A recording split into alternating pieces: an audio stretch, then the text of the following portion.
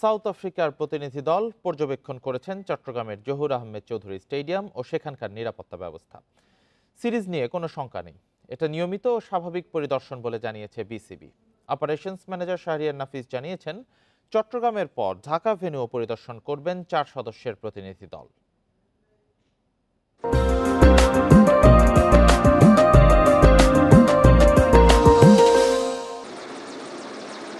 দেখে হয়তো ভাবতে পারেন কোনো মুভির শুটিং চলছে, এক দেখাতে মনে হতেও পারে কোনো হামলা হয়েছে। সেনাবাহিনীর সদস্যরা সবাইকে বাঁচাতে এগিয়ে এসেছেন। মিরপুর স্টেডিয়ামের এই মহড়া একটা সিরিজের প্রস্তুতির। সামনের মাসে সাউথ আফ্রিকা আসবে, নিরাপত্তা নিশ্চিত করতেই এমন তৎপরতা। প্রোটিয়া প্রতিনিধি দল রাতে নেমেই সকালেই পৌঁছেছে চট্টগ্রামে। সেখানে জহুর আহমেদ চৌধুরী স্টেডিয়াম দেখেছেন 4 জনের দল।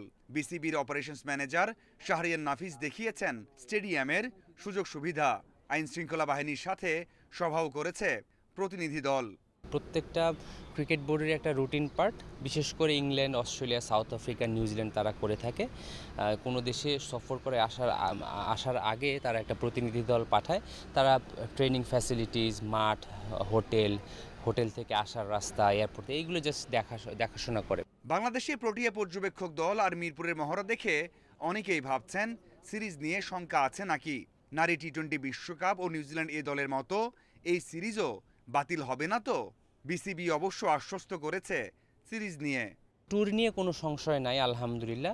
এটা যেটা বললাম, যেটা একেবারে রেগুলার একটা ব্যাপার। ওরা বিভিন্ন দেশে ইন্ডিয়াতে খেলা হোক, পাকিস্তানে খেলা হোক, নিউজিল্যান্ডে খেলা হোক, অস্ট্রেলিয়াতে হোক, যেখানেই হোক, ওরা প্রত্যেকটা দল যাওয়ার আগে একটা প্রতিনিধি দল পাঠায়, so that they can know যে কোথায় কি হচ্ছে।